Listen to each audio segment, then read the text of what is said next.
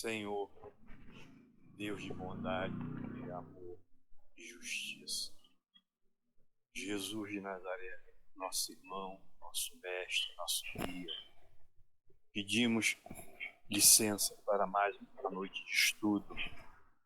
Pedimos que os mentores, os espíritos mentores de cada um de nós, ilumine a Emília na sua fala, nos seus ensinamentos, que ela consiga passar todos eles para nós com a sua calma, tranquilidade, e consigamos aprender a guardar na mente tudo que nos é passado.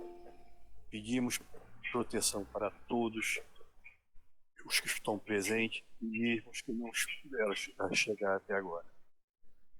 Peço proteção para a cidade de Petrópolis, para o estado do Rio de Janeiro, para o Brasil, para o mundo. Que nossa mãe querida, Maria de Nazaré, cubra o nosso planeta com seu amor e amoroso e sagrado. Que assim seja, graças a Deus. Assim seja, graças a Deus.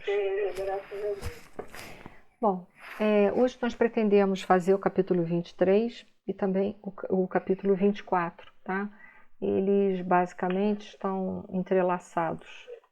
Então vamos lá, só vou ajeitar aqui. Ótimo. Saber ouvir é o título do nosso capítulo de hoje.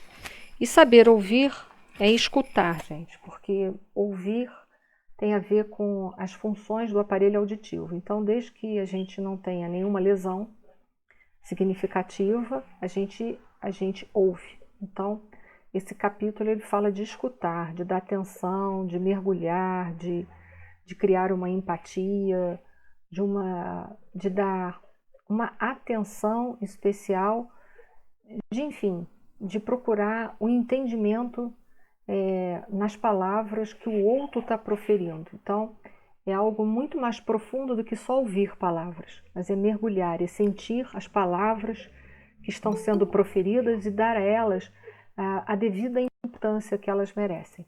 Tá? Então, é um capítulo que vai nos chamar a atenção logo no início para a importância da gente aprender a mergulhar naquilo que o outro está falando, né? Que é escutatória. A gente gosta de falar, mas a gente tem uma dificuldade grande para ouvir as pessoas, o que elas estão querendo verdadeiramente dizer para a gente. É uma arte realmente muito difícil. André Luiz, né, é convidado por Lísias para ver o anoitecer. Olha que interessante, em nosso lar, né? E aí ele coloca assim,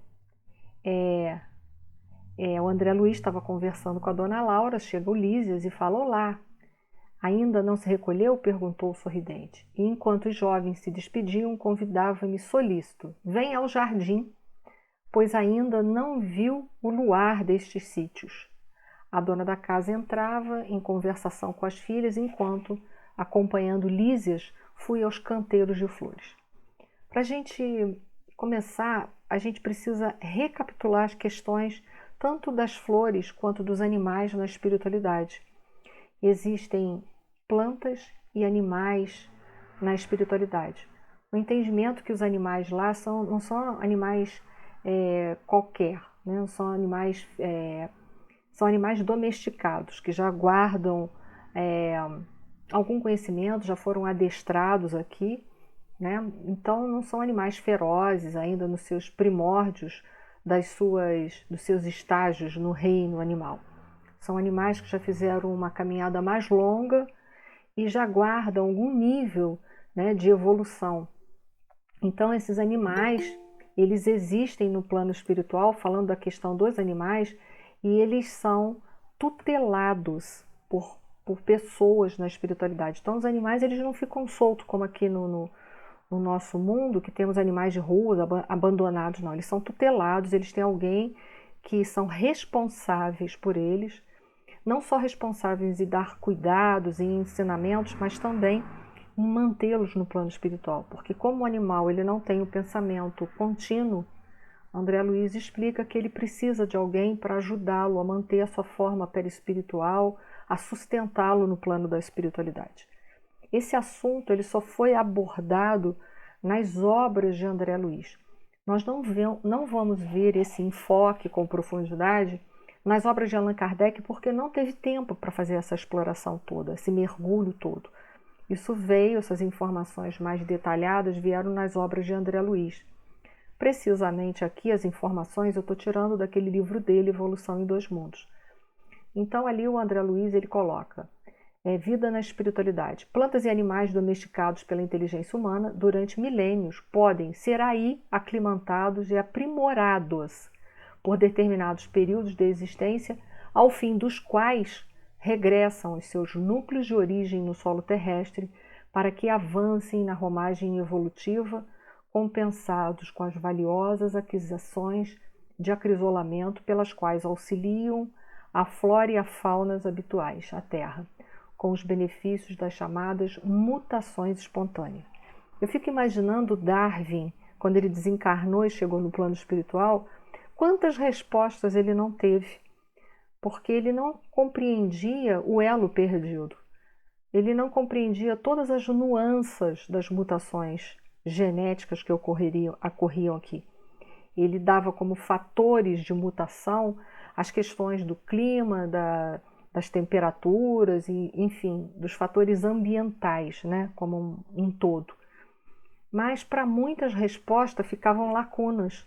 E acredito que ele hoje, quando ele partiu para a espiritualidade, que a gente não sabe se ele já está reencarnado, né, pelo tempo, mas quando ele chegou na espiritualidade, ele deve ter ficado maravilhado que, na verdade, é a vida espiritual que projeta todo o planejamento de DNA genético de todas as criaturas, de todos os seres vivos, e que não é as questões ambientais propriamente que são responsáveis pelos fatores de mutação genética, ou pelo menos pela grande maioria dos fatores de mutação genética, né? Não são os fatores que determinam, os fatores determinantes é o ser espiritual que ali se encontra, né? No caso dos animais e das plantas, especificamente são os princípios inteligentes que ali estão estagiando. E aí a gente vai vendo que eles lá na espiritualidade, eles também prosseguem em evolução. Eles sofrem uma série de mudanças, de vibrações, no caso as plantas, as vibrações e as mudanças genéticas, e os animais, eles continuam adquirindo, né, conhecimentos para quê? Para que futuramente eles possam se individualizar, tornar-se em espíritos e ingressarem no reino nominal. Olha como é interessante, né? É o processo da evolução sempre sendo contínuo. Então eu fico imaginando quanto que o Darwin deve ter ficado maravilhado com todas essas informações, né? Compreendendo que toda a vida espiritual é o fator que determina todas as mutações, é o fator que determina todas as características em verdade, né? Nós aqui embaixo achamos que é o contrário, mas não é assim, né? É o mundo espiritual. E ele coloca assim, as plantas pela configuração celular mais simples atendem no plano extrafísico a reprodução limitada, ou seja, totalmente controlada, né? Aí deixando descendentes que mais tarde volvem também à leira do homem comum, favorecendo, porém, de maneira espontânea a solução de diferentes problemas que lhes dizem respeito, sem exigir maior sacrifício dos habitantes em sua conservação. Então, olha que interessante, né? É a espiritualidade sempre projetando o panorama terrestre para que seja um lugar o mais agradável possível para toda a humanidade. E a gente aqui só destruindo, né? Só destruindo o planeta Terra. Eles lá trazendo preparando, tendo esse cuidado, essa delicadeza, esse amor em preparar para que a nossa vida aqui, nessa dimensão material, possa ser a melhor possível e a gente dando a nossa contribuição de destruição muitas vezes, né? Muitas vezes. Não vou dizer que é sempre e nem que são todos que fazem isso. Então foi só para relembrar que isso aqui a gente já tinha falado em outras aulas, tá? É também importante entender, esclarecer que nosso lar, isso a gente viu, quem estudou comigo teve a oportunidade de fazer o livro Cidade no Além, que a gente teve a oportunidade de fazer, acho que foram 2 aulas, se não me engano. Convém esclarecer que nosso lar é uma colonialidade habitada por homens e mulheres, jovens e adultos, que já se desvencilharam do corpo físico.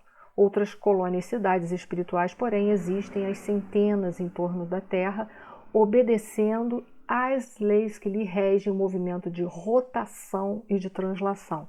Então é importante entender que nosso lar é como se fosse, é semelhante à Lua, que é um satélite da Terra. Então ele vai ter aquele período dele de 24 horas como tem a Terra. A Terra é composta de 24 horas, 12 horas composto pelo dia, 12 horas composto pela noite. E da mesma forma é a colônia espiritual, o nosso lar. Ela passa pelo mesmo processo. Então agora a gente está à noite, lá em nosso lar é à noite também. Ok? Uma outra coisa que é importante a gente relembrar, que está no livro Cidade do Além, é que nosso lar é uma colônia que fica situada na cidade do Rio de Janeiro e que eles calculam, né, a espiritualidade, que ela tem uma altura, mais ou menos, a altura que ela deve estar mais ou menos naquilo que nós chamamos aqui na Terra, na ionosfera. Então, para quem não sabe o que é ionosfera, é que a nossa camada, o nosso céu, ele é dividido em várias esferas, né, em várias dimensões, né, digamos assim, camadas atmosféricas, né? E nosso lar, eles calculam que ela esteja aqui mais ou menos, 600 quilômetros distante da Terra, a ionosfera, quer dizer, acima, né, nós vamos ter as naves, né, são as naves espaciais, né, a troposfera, onde os aviões trafegam, né, e nosso lar vai estar aqui, na ionosfera, uma camada bem já quase de saída, né, da atmosfera do planeta. E ali eles vão nos informar que é uma camada cuja, pela altitude dela, as temperaturas elas são mais amenas. Então, olha que interessante, é aí que a gente vai estar de conformidade com o livro Cidade do Além, a gente vai entender que lá não tem as estações do ano extremistas como nós temos. Quais são as nossas estações do ano que são extremistas? É o verão e o inverno. Eles não têm esse rigor de estações, como já foi também colocado nas obras do André Luiz, em Cidade do Além. Então eles não vão ter essas temperaturas extremistas, estações extremistas como nós temos, que é o verão e o inverno. Lá a estação do ano é sempre amena. Então lá eles não vão, brincando, tá, gente? Não vão precisar de ar-condicionado, porque não queima, nem o Rio de Janeiro, que parece o fogo do inferno quando tá quente. Eu acho, né? Quando eu vou no Rio que tá quente, a impressão que eu tenho é que eu tô no inferno queimando, né? Eles lá não tem isso, a temperatura é amena. Então equivale aqui ao nosso outono, à nossa primavera, lá é ameno, tá bom? Então lá eles não têm os extremos de temperatura. Isso só para relembrar e para também informar aqueles que não fizeram os livros anteriores comigo, tá? Mais para frente, então, dentro desse diálogo dos dois, falando das estruturas de nosso lar, o Lísias vai informar com mais propriedade, André Luiz, sobre o equilíbrio da colônia espiritual, né? Eu coloquei dessa forma e vou explicar por quê. Então ele fala assim: há compromisso entre todos os habitantes equilibrados da colônia, no sentido de não se emitirem pensamentos contrários ao bem. Desarte, o esforço da maioria se transforma numa prece quase perene, quer dizer, eles vivem quase que em estado de prece, né? Daí nascerem as vibrações de paz que observamos, que foi o que André Luiz falou, que ao observar aquela paisagem, a psicosfera de nosso lar é uma psicosfera de paz. E aí então Lísias está informando que essa psicosfera de equilíbrio que reina dentro da colônia espiritual nosso lar, além de vir principalmente do governador e dos seus 72 ministros, sem sombra de dúvida, vem também dos habitantes que lá se encontram e que estão num estado de equilíbrio.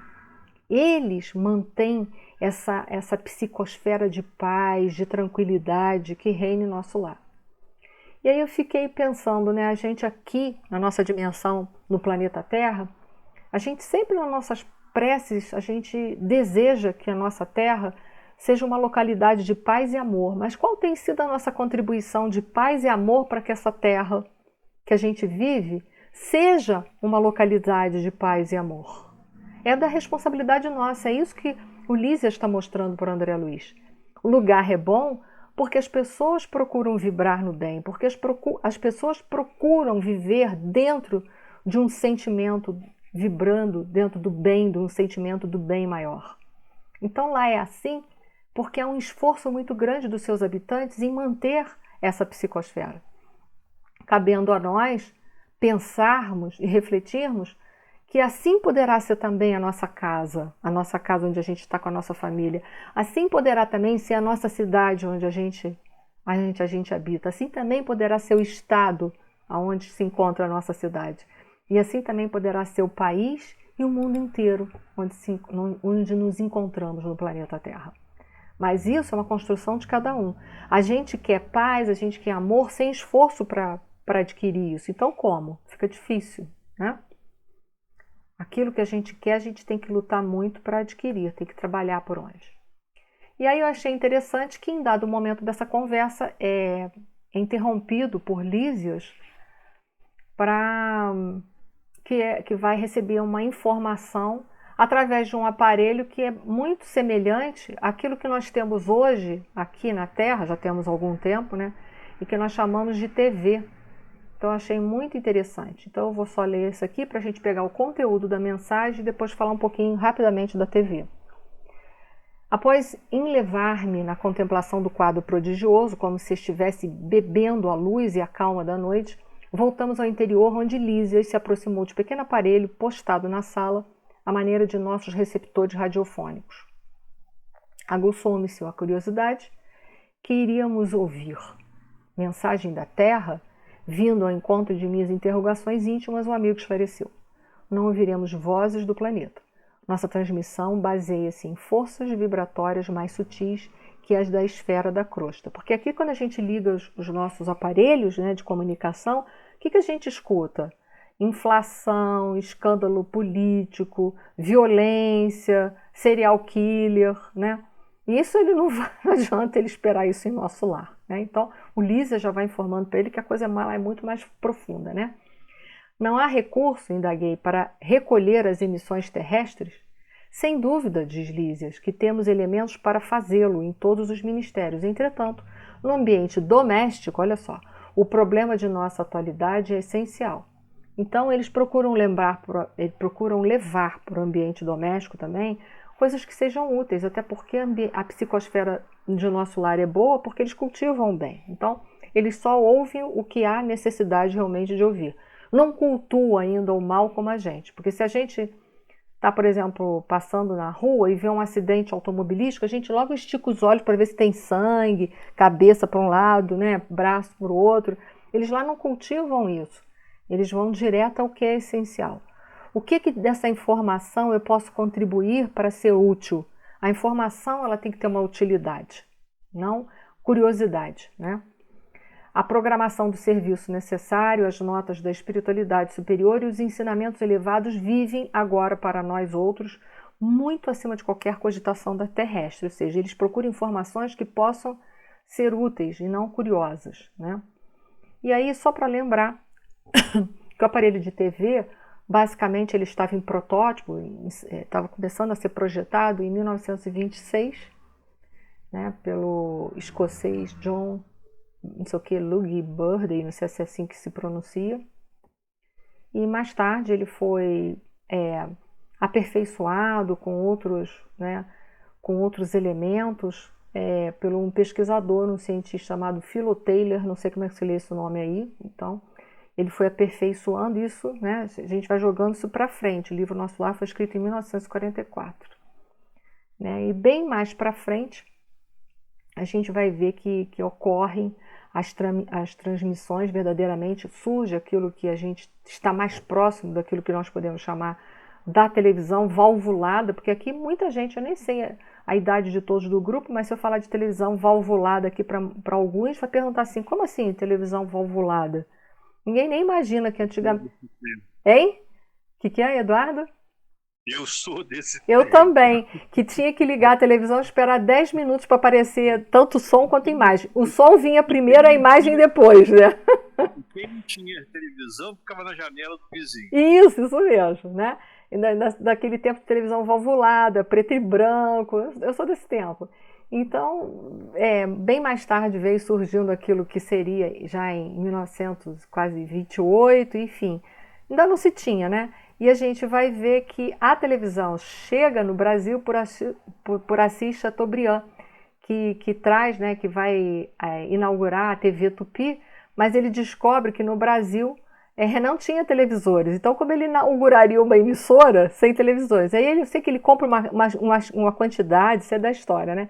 E ele distribui pela população, ele distribui um monte de televisores. Quer dizer, é esperto, né? Um bom negociante, né? Ele é um excelente comerciante, né? O cara consegue, ele abre uma emissora e dá os televisores, entre aspas, né? Não é dar, ele tem o feedback. Então a gente vai ver que a televisão chega no Brasil na década de 50. E lá, em 1944, antes disso, né? Já em nosso lar, parece que já tinha alguma coisa a mais que já era uma televisão bem melhor, né? É pra gente ver como tudo aqui é cópia de lá. É só para chamar a atenção de vocês nisso daí, né? Para ficar contando a história da TV.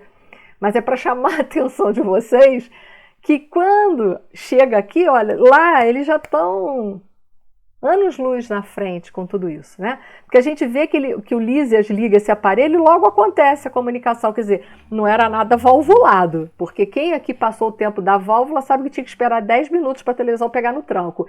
Então, conclusão, a gente já vai vendo que tudo lá já era mais, é vanguardista, está na frente. Aqui é uma cópia mal feita. É só para chamar a atenção de vocês desse à parte, tá? Para a gente ver. E aí o André Luiz, coitado, o que ele quer saber, né? Ele vive futucando porque o que ele quer saber mesmo é notícia das pessoas que ficaram aqui da Terra. Natural, né? Natural no nosso estado evolutivo, no nosso estado e estágio evolutivo, a gente querer saber notícias dos que ficaram para trás, né? Se a gente foi casado, ter notícias do nosso companheiro, dos filhos, enfim, daqueles que estão próximos, né? E é o que ele queria, era isso daí. E aí o Lísias abre um horizonte para o André Luiz, mostrando para ele que conceito de família vai muito além dessa questão consanguínea, mostrando para ele que é preciso ele abrir isso. Por quê? Porque a nossa experiência aqui na Terra, a gente forma uma família, vive dentro de uma família, a finalidade disso é ampliar as fronteiras do amor, do respeito, para que um dia a gente possa se sentir e saber viver como família universal que somos. Então o Lísias, ele chama a atenção do André Luiz para os novos conceitos sobre o que é família. O que é família? Né? E ele coloca em família, isolamos-nos frequentemente no cadinho do sangue e esquecemos o resto das obrigações. Vivemos distraídos dos verdadeiros princípios de fraternidade. Ensinamos-nos a todo mundo, mas em geral, chegando o momento do testemunho, somos solidários apenas com os nossos, ou seja, com a nossa família. Mas ele começa a ampliar a visão do André Luiz e faz uma referência a uma passagem de Nosso Senhor Jesus Cristo, que está em Mateus capítulo 12, versículo de 46 a 48, onde cita o seguinte: falava ainda Jesus à multidão, quando sua mãe e seus irmãos chegaram do lado de fora querendo falar com ele. Alguém lhe disse: tua mãe e teus irmãos estão lá fora e querem falar contigo. E aí Jesus vira para a pessoa e diz: quem é minha mãe e quem são meus irmãos? Perguntou ele. E vai até os 50, desculpa, 46 e 50. Estendendo a mão para os discípulos, disse: aqui estão minha mãe e meus irmãos, pois quem faz a vontade de meu Pai que está nos céus, este é meu irmão e minha irmã e minha mãe.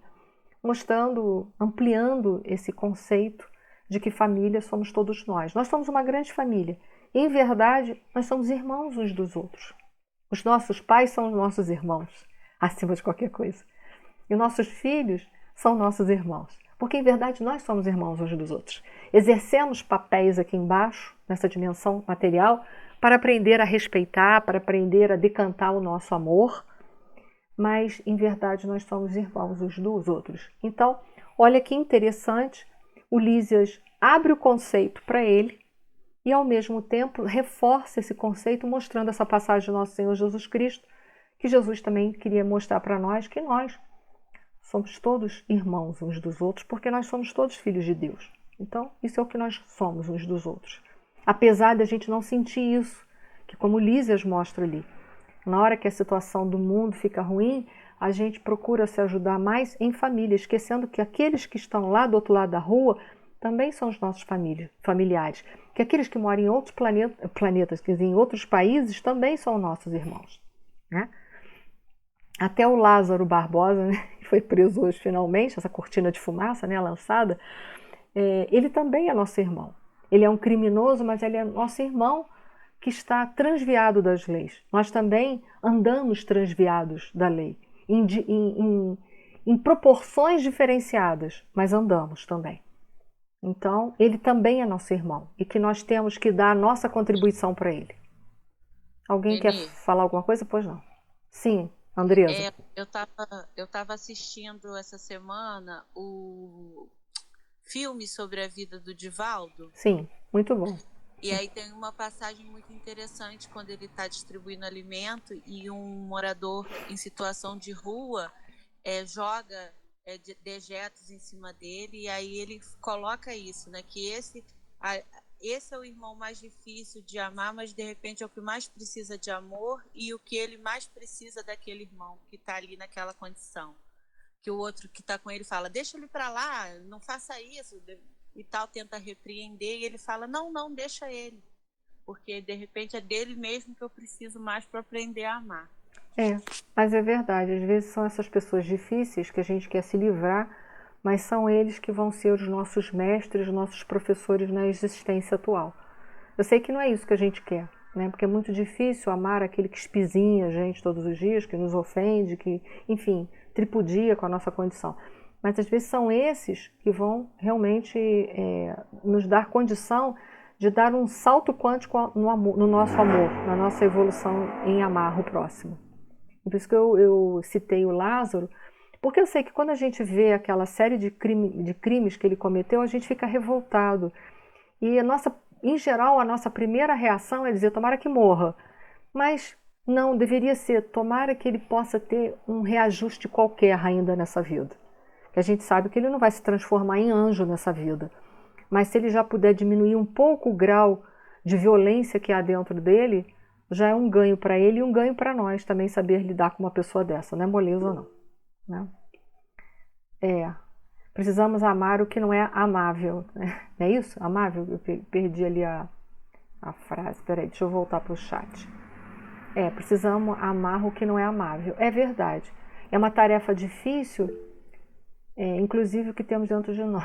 É verdade. Eu acho que inclusive aquilo que temos dentro de nós.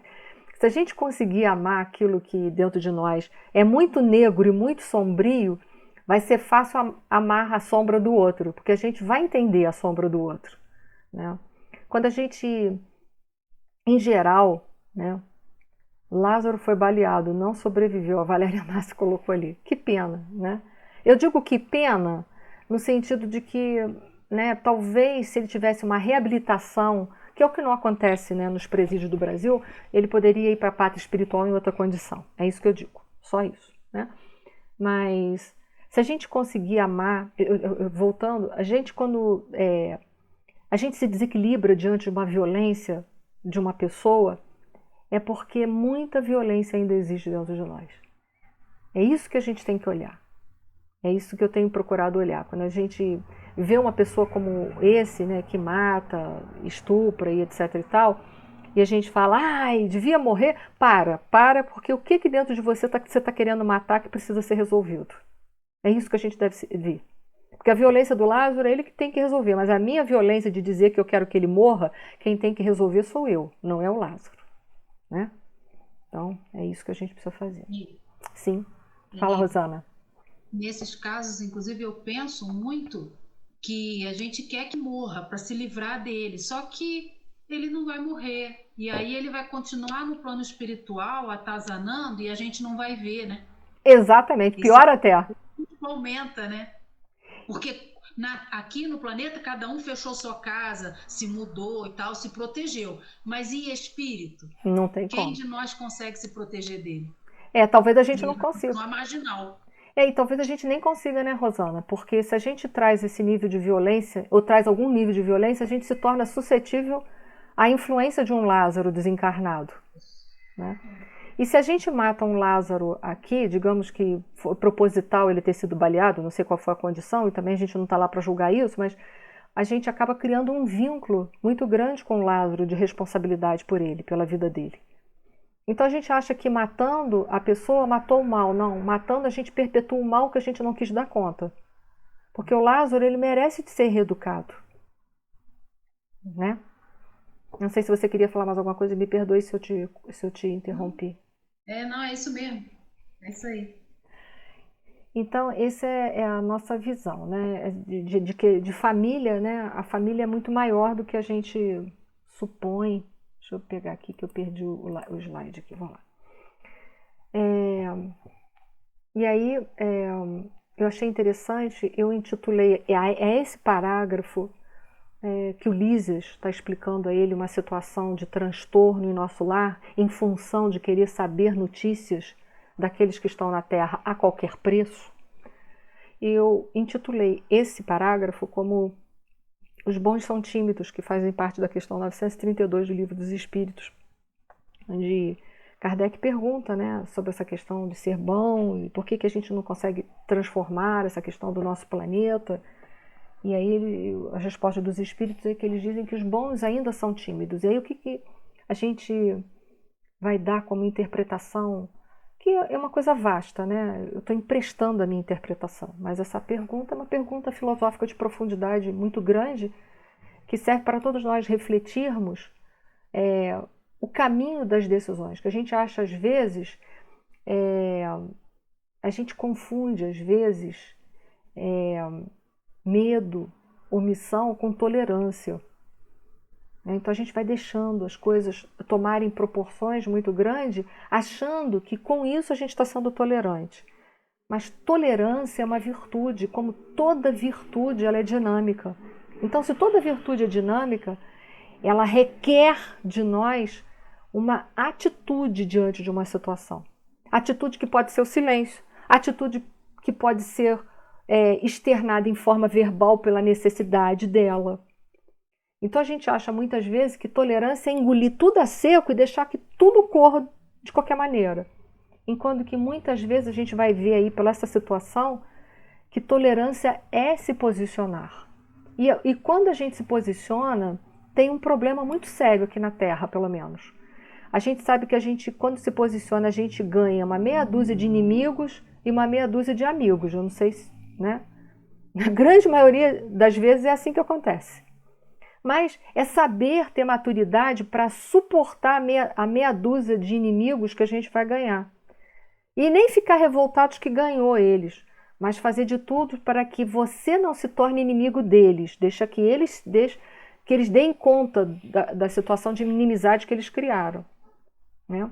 E aí eu só peço a vocês a atenção, que eu achei isso aqui bastante interessante e que serve de muita reflexão para a nossa vida pessoal, sobre as posturas que a gente precisa tomar e que muitas vezes a gente diz que a gente está sendo tolerante, que a gente não quer confusão, né? Que é por isso que a gente está deixando para lá, mas no fundo às vezes não passa de um grande medo da nossa parte, de uma grande omissão da nossa parte em não se posicionar.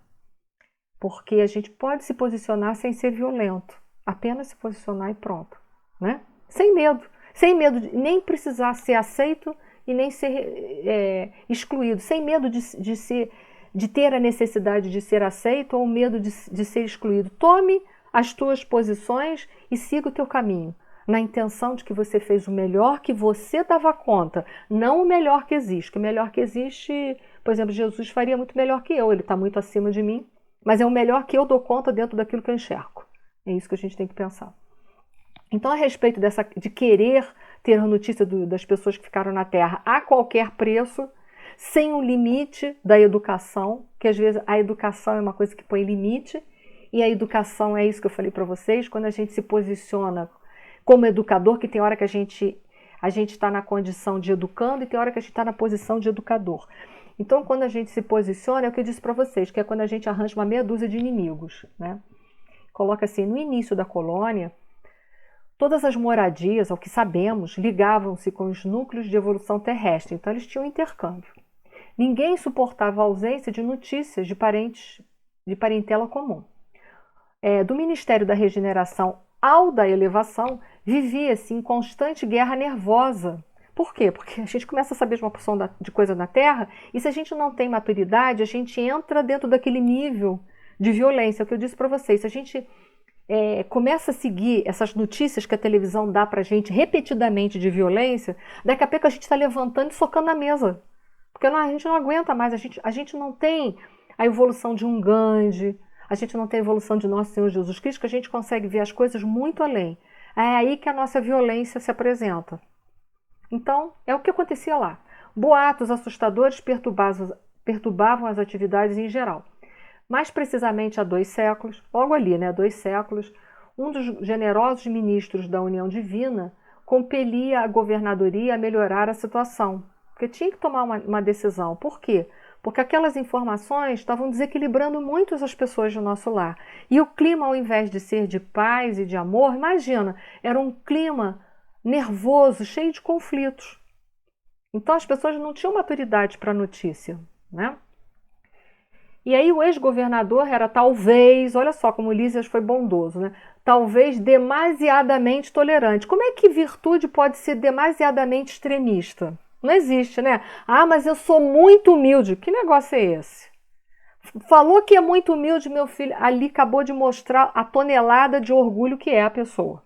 Porque não existe muito humilde. Ou você é humilde ou você não é humilde. E acabou, ponto final. Não tem esse negócio, entendeu? Muito ou mais. Virtude é, né? Então, ele coloca assim, demasiadamente tolerante, né? Então, ele estava sem as rédeas. Estavam dando as rédeas. Estavam mostrando as rédeas, era para ele, na realidade, né? Ao invés dele administrar, ele estava sendo administrado. Literalmente, vocês me desculpem, mas é assim que eu enxergo isso aí. A função dele cabia botar um ponto ali, e não um ponto e vírgula ou uma vírgula, mas botar ponto. O que ele estava fazendo? Estava deixando. Né? E naquilo que deixa, você está desarmonizando um todo. E aí, como é que fica? Você tem que pensar no todo. Está lá no Evangelho segundo o Espiritismo, capítulo 10, o último item do capítulo 10. Depois vocês vão lá ler o último item do capítulo 10. Então ele coloca assim, a bondade desviada, como é que bondade vai ser desviada? Né? Provoca indisciplinas e quedas.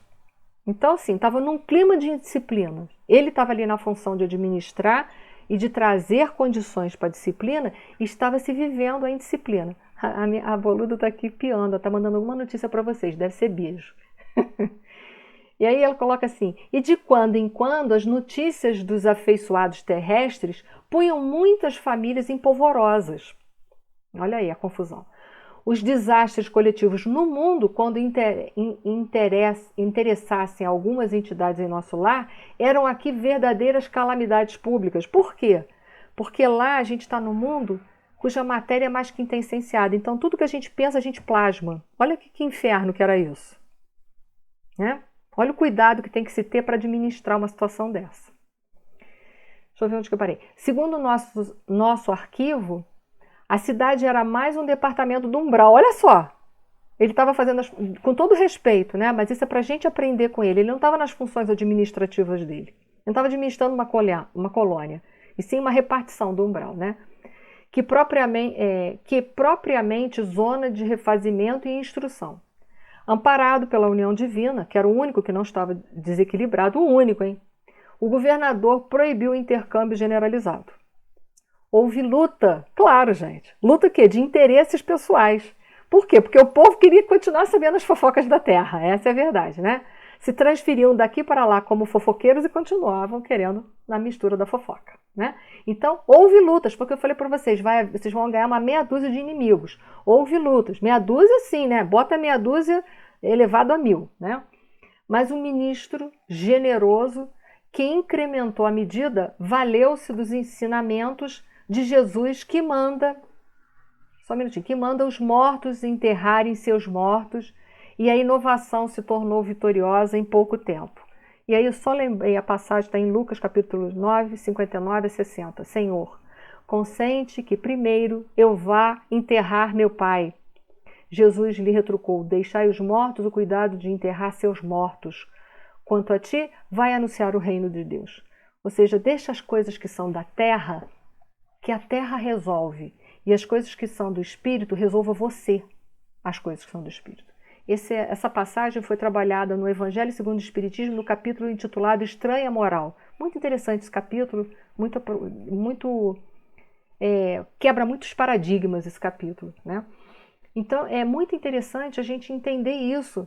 Se eu me transfiro para a dimensão espiritual, é hora de eu cuidar dessa questão. Se eu estou na dimensão espiritual, é para eu me adaptar e viver aquilo ali. Quando eu estou na dimensão material, é para eu viver e me adaptar naquela situação, para aprendizado.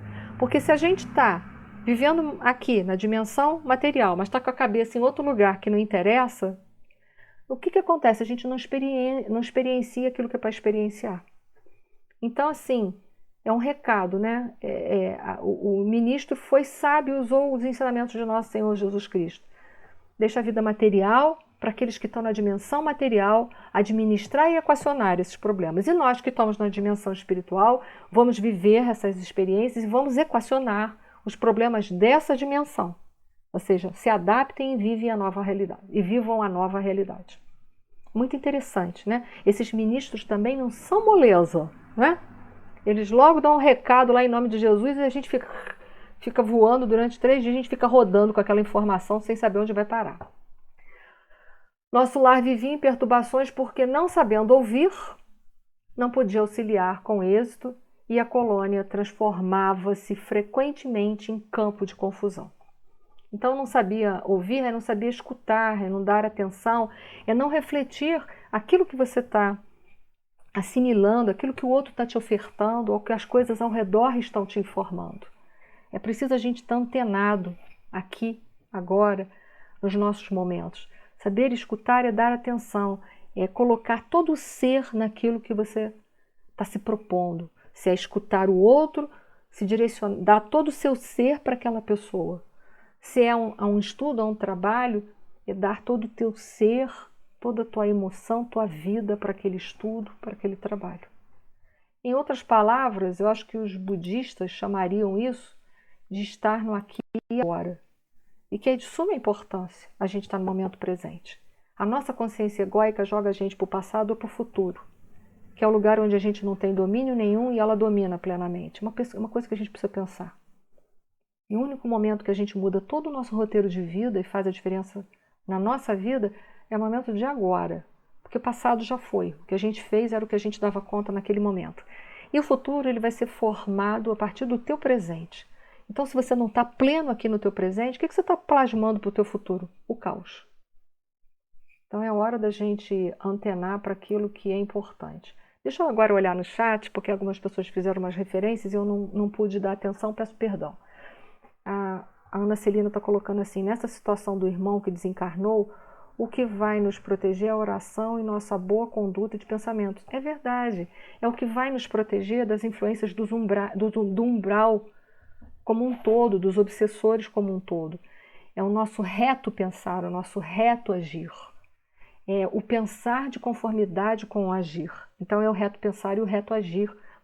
A Joana de Ângeles fala isso muito num livrinho dela pequeno, intitulado Momento de Meditação, que foi uma psicografia feita logo depois que o Divaldo Pereira Franco viajou para a Índia, porque ele foi conversar com Sai Baba. Aí nasceu esse livro. Esse livro é muito interessante, as suas bases de pensamento. Nos ajuda muito a trabalhar com essa mente que ainda está muito regida pela consciência egóica e que nos tira do eixo, que nos joga para os extremos. É um livro muito interessante. Ele é fininho, pequeno, mas com conteúdo infinito. Tá? A Rosane está colocando assim, a Rosane Becker. Como diz Divaldo, a nossa obrigação amar sempre. Se alguém não nos ama, não é nossa culpa, e sim da pessoa. O amor nos faz evoluir e crescer sempre. E o amor, ele nos coloca em sintonia com o bem, com os bons espíritos. Né? É claro que se existe em nós um comportamento que favorece ao outro, não gostar de mim, até me odiar, eu acho que vale a pena e muito a gente trabalhar esse lado, não para agradar o outro, mas para a gente melhorar o nosso nível de qualidade reencarnatória. Mas eu concordo com as suas colocações, Rosane. Quando alguém nos odeia ou não nos ama, o problema é da pessoa. O problema é quando a gente tem a mesma emoção pelo outro, os mesmos sentimentos pelo outro. Aí é a hora da gente parar, sentar, refletir e mudar o rumo da nossa vida. É aí que a gente tem que mudar. Vale ressaltar que a gente deve avaliar a nossa personalidade para ver em que ponto a gente está favorecendo uma ligação, às vezes, tão negativa, que às vezes parte disso diz respeito ao nosso comportamento.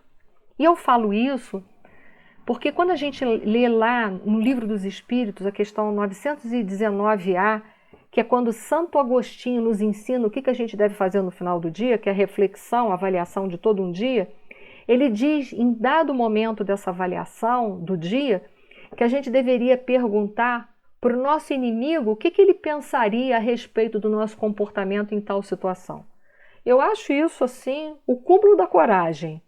Porque se a gente pergunta para o nosso inimigo, ele vai mostrar para a gente a verdade nua e crua a respeito do que ele pensa para a gente. Então tem que ter muita coragem, muita maturidade. Coragem para ouvir a verdade e maturidade para não ficar com raiva da pessoa. Senão a gente acaba criando uma situação de embaraço. Eu não sei quem foi, quem quer falar? Sou eu. Oi, Eduardo, pode falar. Eu pedi a 2 filhos meus que dessem, né? Que dissessem o que eles pensam de mim. É doer. Porque depois que eu tornei espírita de corpo e alma, né? Eu me modifiquei. Mas eu pedi que eles me dissessem. Até agora não disseram nada. Aguardem, que ainda pode falarem. E eu vou te falar, filho não é de Deus, não. Eu falo por isso, porque eu sou filha.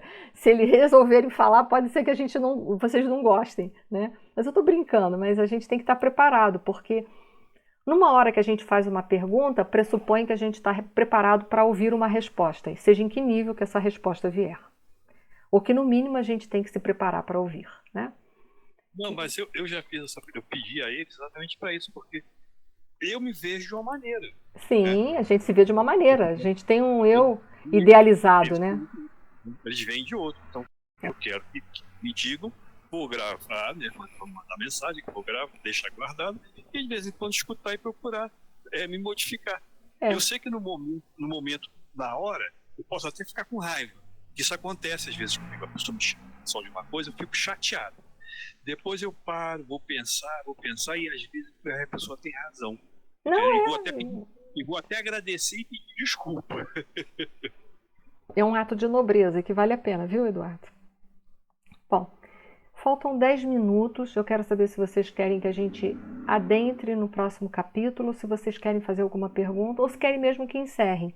Vocês preferem que eu já comece outro capítulo, ou que não, que comece na próxima aula para a gente começar sem ficar muito truncado? O que vocês preferem? Para mim, tanto faz.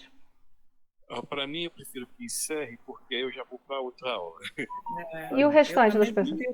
Que encerre. Eu acho que o outro capítulo tem muita coisa. Isso, tem bastante coisa assim. Nós vamos falar de guerras, de conflitos, de comportamentos, que vale a pena a gente investir um pouco mais, sim, tá? Então, vamos fazer o seguinte, a gente vai parar aqui. Se vocês quiserem fazer alguma pergunta ou colocação, façam, porque a gente ainda tem 10 minutos. Se alguém quiser fazer alguma colocação ou quiser fazer alguma pergunta, aproveita, por favor. Eni? Sim, pode falar, Ana. Boa noite. Boa noite, Eduardo. A pergunta que eu quero fazer não tem muito a ver com o livro. Pode fazer. Com essa questão aí do Lázaro. Sim. Eu vi um vídeo na internet dos policiais pegando, depois que deram tiro nele, né? Pegando o corpo dele, colocando de qualquer maneira dentro de um carro lá do hospital e comemorando. Comemorando porque conseguiram pegar. Quando eles comemoram, porque assim, eles estavam cumprindo o dever deles. Sim. De prendê-lo, né? De encontrá-lo. Então, eu acho que até aí eles estão cumprindo algo que é da profissão deles. Mas nesse momento que eles começam a festejar o que aconteceu, aí eles perdem, em termos, diante do que a doutrina ensina, eles ali erram quando eles fazem isso. É justificável e eles comemorem que prenderam, que mataram, que não sei o quê. Eu fiquei assim meio dividida ali, porque eu não gostei de ver aquilo. Embora eu saiba tudo que o Lázaro fez, eu não gostei de ver eles comemorando. Eu achei ruim aquilo. Mas fiquei me perguntando, é justificável? Vou te responder em 3 tempos a pergunta. Primeiro tempo, eu não tenho como julgar os policiais porque eu não sei a intenção deles, né?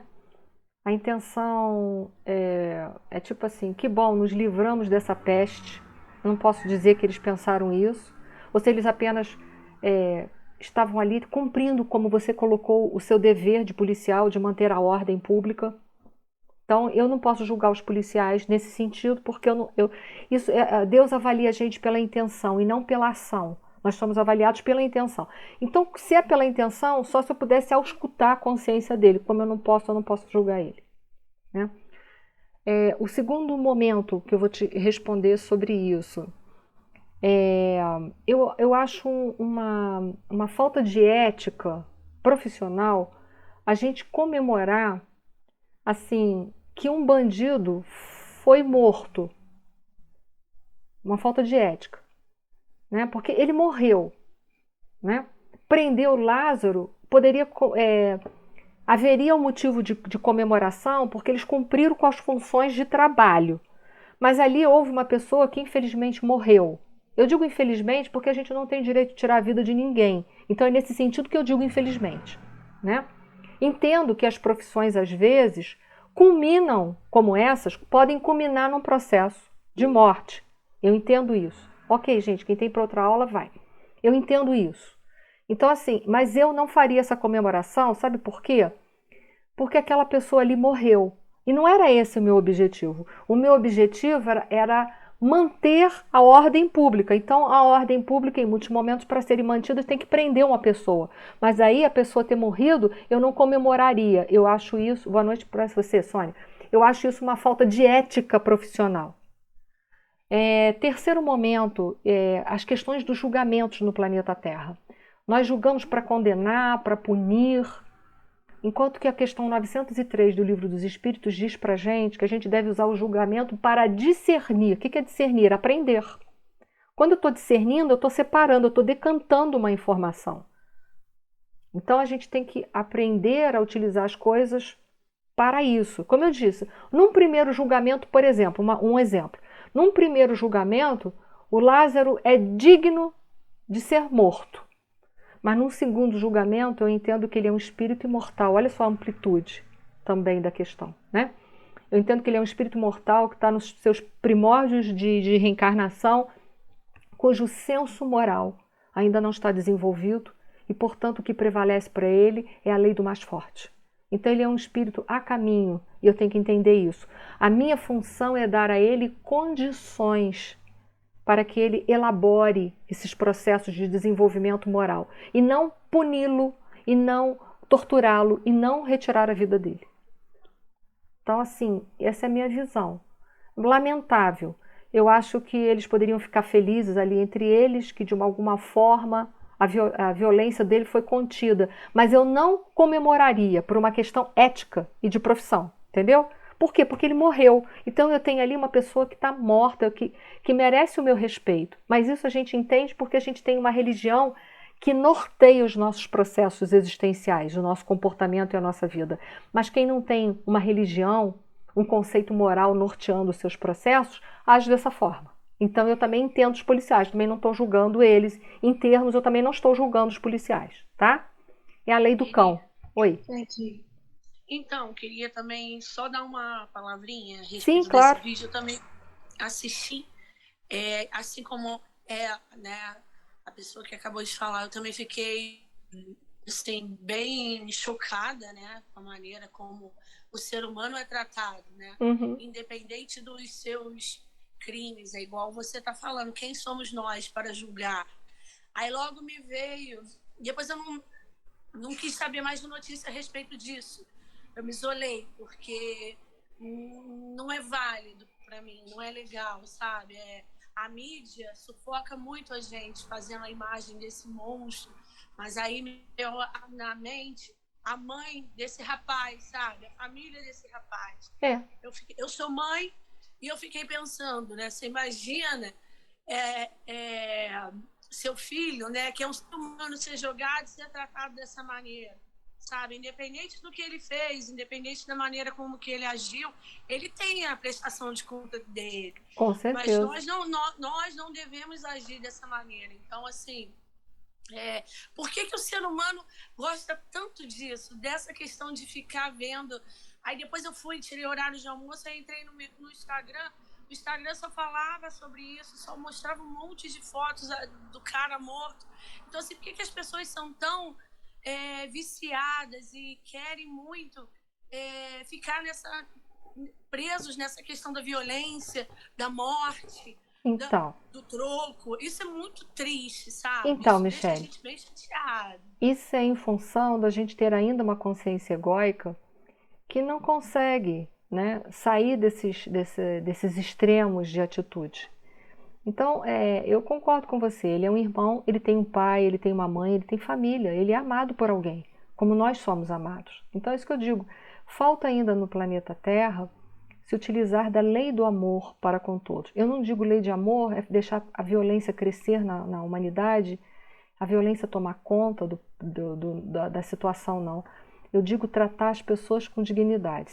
Se o Lázaro não teve essa competência, né, não tratou o irmão como irmão, isso é um problema do Lázaro. Mas é um problema nosso quando a gente não consegue enxergar num bandido um irmão nosso. Isso é um problema que é nosso, não é do outro. Né? Mas é isso aí. Cabe a nós ir mudando esse mundo pouco a pouco com a nossa posição. É isso que cabe a cada um de nós. Tá? Eu vou pedir a Márcia, por gentileza, você pode fazer então a nossa prece final. Vamos orar pelo Lázaro, sim, pelos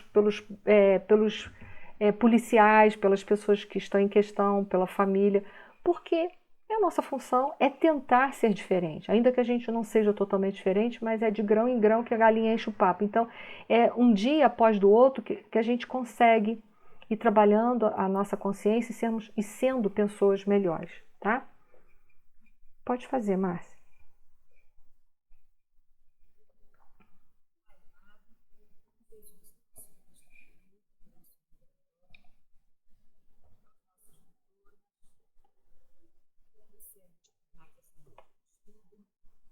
Mais essa noite de reflexão. Que possamos, Senhor, elevar nossos pensamentos em vibração para todos aqueles que passam por momentos de angústia, de sofrimento, que passam por atribulações, muitas vezes causadas por eles próprios. Olhai, Senhor, esse espírito que hoje retornou à pátria espiritual, ou está a caminho, que ele possa receber muita luz e que seu processo de despertar seja o mais sereno possível. Ilumina, Senhor, a todas as pessoas que foram envolvidas no processo de encontrar esse irmão perdido. Que possamos nós seguir em frente no melhor caminho, lembrando sempre que um dia, quem sabe, fomos até piores do que ele. Ele que precisa agora de muita luz, de muita paz, para refazer o seu caminho. Que tenhamos uma noite de paz e refazimento e um despertar pleno para um novo dia. Esteja conosco, Senhor, hoje, agora e sempre, e que assim seja. Assim seja.